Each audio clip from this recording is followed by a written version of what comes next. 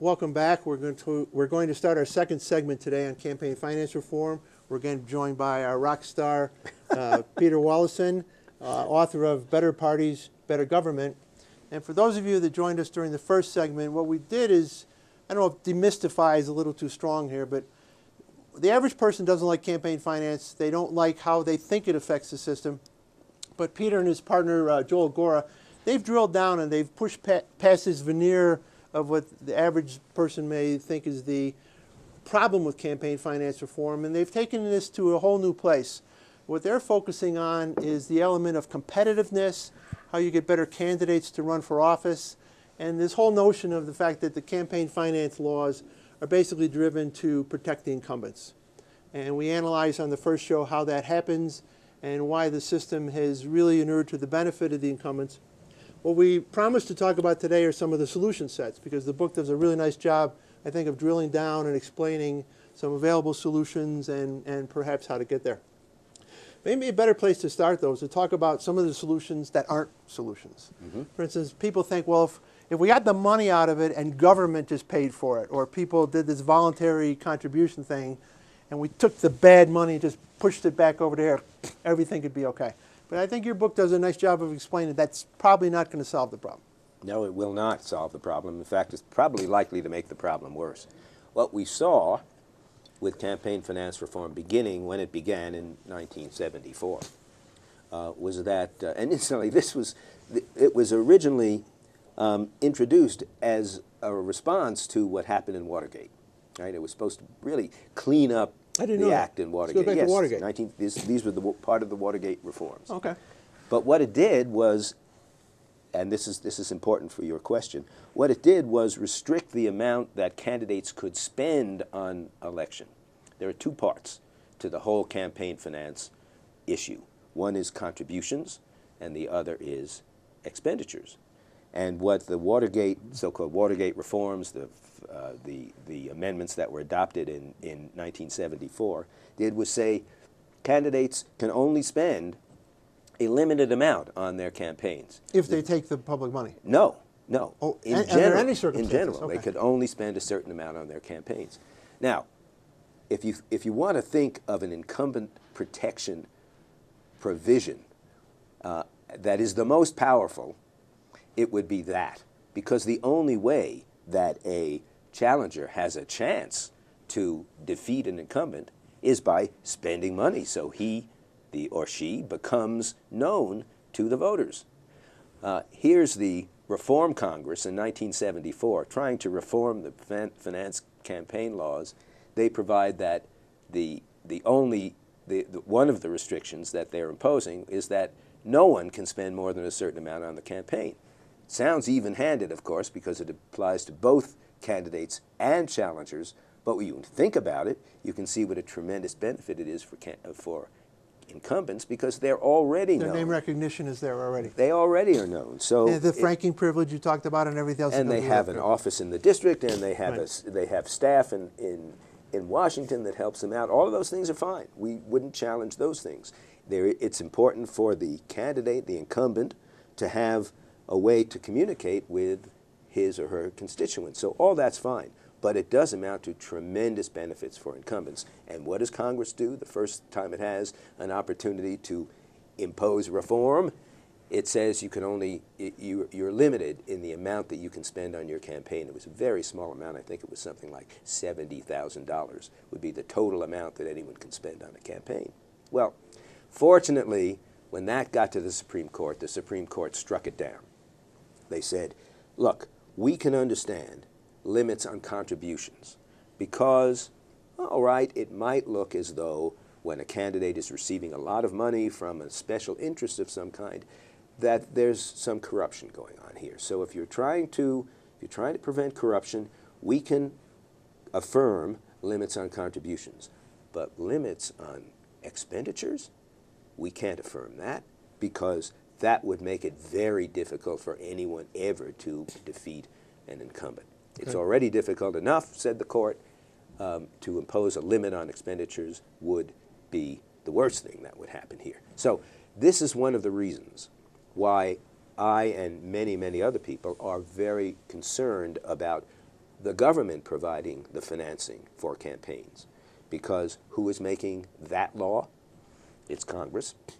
They are going to make a law that looks on the surface as though it is fair to everybody, but in fact it has to be favorable to incumbents.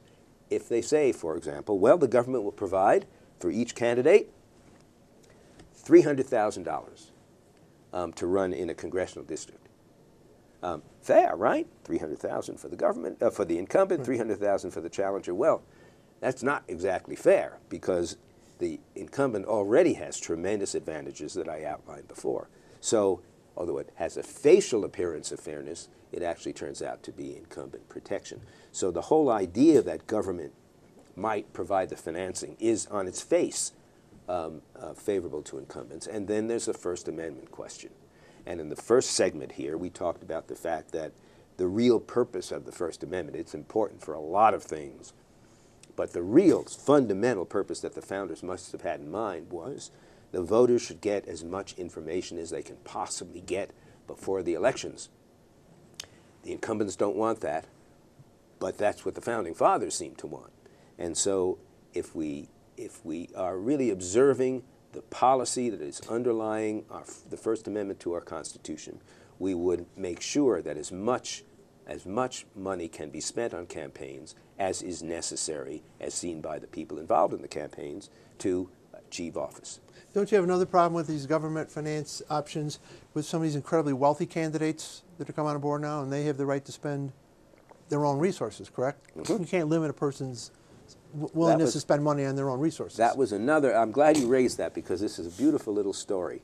That was another one of the restrictions in 1974 that Congress put in, and that is that no person could spend more than $70,000 on his own election. Now, if the whole objective here was to prevent corruption, why can't a person spend as much as he wants on his own election, since he can't corrupt himself? You want to allow him to spend as much as he wants. Of course, the Supreme Court saw it the same way and struck it down. But in 2002, when there were further amendments to the original campaign finance law, Congress introduced something called the millionaire provision. In the millionaire provision, if an incumbent is facing a candidate who can spend $350,000 of his own money on the campaign, the incumbent then is relieved of many of the restrictions on the size of the contributions he can receive or she can receive. Another incumbency protection. Right. It's so obviously an incumbent protection provision. It's really quite striking that they would even do it, that they had the nerve to do it. But it just shows what this is all about. This is all about protecting incumbents. And so we go back to this question of government financing. No way, because what will happen to the American people is that the amount of information they will get will be limited, because incumbents don't want them to get as much information as possible. That's against their interests. So what you're really trying to get at, I think, in your book here, is you're trying to break this cycle of incumbency protection. And one way you see to do that is to re-empower the party. Mm-hmm. Now, some people might not like that. Some people already think the parties are empowered too much, and giving them this additional power is not the way to go. Right. So how do you respond to that? Well, I think that is a really legitimate question, and one that we have to wrestle with a bit. There are several sides to this question. I believe in competition. I believe in competition in the private sector. I believe in the market system for exactly that reason. I think it lowers prices, it creates innovation, all kinds of things like that when people compete. So if it works in the market system, it also would work in politics. We want the most competition we can possibly get. And that's why I have been looking for a way of financing challengers to incumbents. And the only way that seems to be fair and reasonable is to allow the parties, the political parties, to finance their candidates in a way that they cannot. Under the first section, when we talked first, I pointed out that by statute, the political parties cannot finance their candidates except to a very limited degree. And it turns out that for House and Senate races, that direct financing from the party to the candidate amounts to about 1% of the total cost of running a campaign. So the parties are already very severely limited in what they can provide. So how would we make campaigns more competitive? We could enable the parties to provide the financing. Now, what that will do is to make parties more powerful. And if people are afraid of political parties, that's something to consider. The parties will be more powerful. But would the parties impose very strict philosophical or ideological positions on their candidates? My view of that is no. What the parties want to do is to get a majority in Congress, a majority in the House, a majority in the Senate. And how do you do that? You have to put forth a candidate who has a philosophical view that fits with the district he or she is running in. So the inclinations of the parties will be to find candidates who are in the middle, because we know that the best chance you have of winning in almost any constituency, not all, of course, but in almost any, is to get the broad middle and take the people who will vote for the party's candidate under any circumstances, but then pick up the independents in the middle between left and right. And so the likelihood is when the parties are financing candidates, they will have a lot of power, but they won't have the power to impose a strict ideological position on their candidates, because they know the result of that will be that they will lose more elections in the future. I think I agree with you on the general election side, but how do you think this plays out in the primary election? You think the parties just stay out of the primaries, or do they kind of pick the horse they want in the primary now, knowing that they're going to ride that horse all the way through the general? I think that will work this way, and we don't know exactly, but it probably will work this way, and that is that the parties will have a favorite candidate in the district. They will have the candidate they think will win. Now, they will probably not, under the laws that we are proposing, be able to finance that candidate. That candidate will have to stand on his feet, or her feet, for the primary to fight it out. So you'd have a dichotomy almost. This set of rules you're proposing would be for the general election. Only for the general. Okay, that's right. I don't know if I missed that in the book, or you didn't emphasize it, or It's in there. I missed it. Well, no, we wanted to be sure that people understood that we weren't talking about the party selecting the candidates, but the party would make clear in the district who they think would be the candidate they would like to have representing the party in that district. And that would be a big leg up for that particular candidate. So I think that's the kind of balance we'd like to achieve. We don't want the parties to have so much power as to be able to select the person who runs in a particular district, but we want them to be able to say to the people in the district, if you want this candidate to win, if you want a candidate from our party to win in this district, you should support this person because we think he would be the best candidate. If another candidate wins, we can't guarantee that we're going to be willing to finance that campaign. We may use our funds where it would be more effective in other districts.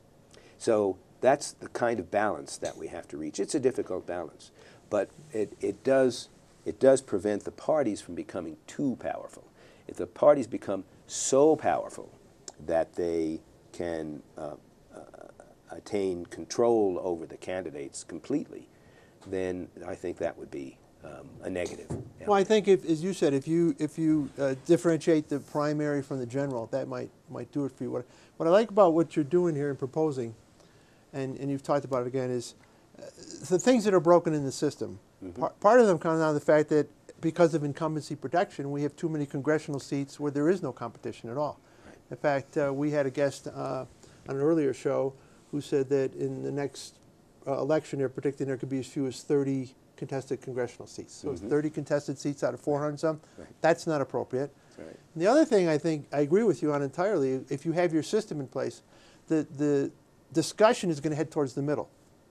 Because if you have these districts now that are skewed towards one side or the other, and the other party can in fact now finance and put up a candidate, by definition, the dialogue has to get to the center. Yes, sir. And I think that's really what's missing here. The two prongs of this program are to talk about dysfunction and understand polarization, and it's the polarization that also is being attacked by some of your concepts here. So let's say you're right, and I like where you're going here. How do you get this done? I mean, how do you get these incumbents that have been protecting themselves to change the law in Washington to unprotect themselves? That's very hard. But I will say that... Sell more books. There was a lot of opposition to both the 1974 amendments that protected the incumbents and what was called the Bipartisan Campaign Reform Act in 2002. This was the McCain-Feingold Act in 2002, which was also another incumbent protection act. The fact that it was bipartisan should tell you a lot. But there was opposition. There was pretty strong opposition to both of those. Just wasn't enough to defeat the laws in Congress. So it's a matter really of the public understanding this issue more than they have in the past, and saying, now I understand why we have this situation we have. I do not like what I see when I see candidates going to special interests and getting money from them. I don't like that. I don't like the fact that really good people will not stand for office because they don't want to have to grub for money among their friends. I don't like the fact that the special interests are the only ones who can really provide money to the candidates, and that they are protected because the incumbents have so many advantages over the challengers. I don't like all those things about the campaign finance law now. I think we ought to have a situation in which the political parties are able at least to raise the money and finance their candidates. That would look better to me. And it's not the easiest thing in the world for people to understand against all the other things that are being presented to them. But if one of the ways they think this can be solved is by having the government provide the money, I think I've provided the reasons why the government doing it would not actually help at all. In fact, it'll make things worse. So we have a whole series of possible ways that we might go. But the current system is not working well. It's dividing our politics in a very bad way. And it's incumbent protection, and there isn't enough competition. Having the government provide the financing will end up being an even stronger incumbent protection, less competition. So how do we get a system where you don't have the candidates going to the special interest for money? We don't have incumbents protected. We have much more competition. The only way that I can see to do it is how we describe it in this book, and that is to say the political parties can finance their own candidates. And I guess most people don't even know that they can't. That's the amazing thing. When the media describes what money is made available to candidates, they say that the Republican Party provides X amount of money to such and such a candidate. Democrats provide Y amount of money to such and such a candidate. But they don't say that almost all of that money that is provided by the Republicans and the Democrats is not coordinated in any way with the candidate. The candidate cannot talk to the party about what kind of polling should be done in the district, what kind of issues should be stressed in that district, whether to go for the women's vote or the men's vote or the worker vote or the nurses vote or whatever it is. The party cannot coordinate those issues with the candidate and what the candidate wants to say, because that's illegal. So almost all of the party's expenditures are uncoordinated with the candidates. Yet the media, when they talk about the support, they lump it all together. They have to sell newspapers. They have to sell, and it's also, as we said in the first segment, they have to sell advertising in the newspapers for the election. It's also gives the newspapers much more power vis-a-vis the public, because it becomes the newspapers and the media generally who are really the sources that the public has to go to for this information. And so it's in their interest, too, to make it seem as though there's no campaign finance reform that is necessary to make the system work better. One of the things that I like about your theory, but again, works against my theory. My theory, we've talked, is we need a third political party. If we go your direction, that helps the third political party, because instead of their individual candidates having to aggregate money and run, the party could raise the money and launch the party. Yeah. But the two established parties would figure that out pretty quickly, and I think that would again work against you when you're trying to get these laws passed, because if it is about incumbency protection, then you have the incumbency protection, but you also have the two-party system protection. Yeah. So people are not going to want to give up all that control. Well, I agree. I agree. It's going to be very tough, but there isn't a better solution. But I think you're right about third parties. I think third parties would be helped by something like this. But there are institutional elements in our laws that make it very hard for third parties, and for the presidency in particular, I would be worried about a third party candidacy. We can talk this over some other time, but what our current system does, the electoral system that we have with really two major party candidates and the electoral votes, is that it does tend to produce a result where one party has a majority. If we didn't have that system, if we had a whole lot of candidates, a whole lot of parties, maybe 3, 4, 5, 6 candidates, we would end up with a lot of special interest candidates. There would be a pro-choice and pro-abortion and pro-immigrant and so forth, and each of them would collect some votes, and in the end the person who's elected president would be elected only with a plurality, and that would not give the president the kind of capital, political capital, that he or she needs to have an agenda and get something adopted by Congress. So I am a little bit concerned about third parties giving them too much power, but I do agree that this system that we're talking about would enable third parties to do much more for their candidates than the current system would. Well, thank you for your time, and what I would encourage our audience to do is get Peter's book, get another book on the topic, because there's so much about this issue that you really have to understand before you can figure out what the solutions are. And there's such a complex history to it all that you've talked about today, this, layered with the Supreme Court and incumbency protection, all these different acts. I think the person that wants to really get involved in politics owes it to themselves to spend some time again with your book or someone else's book and really know what they're talking about, and then join with your efforts to find some solutions so we can move forward here. Good. Thank you. All the best, Peter. Thank you, Steve. Always love having a rock star on the show.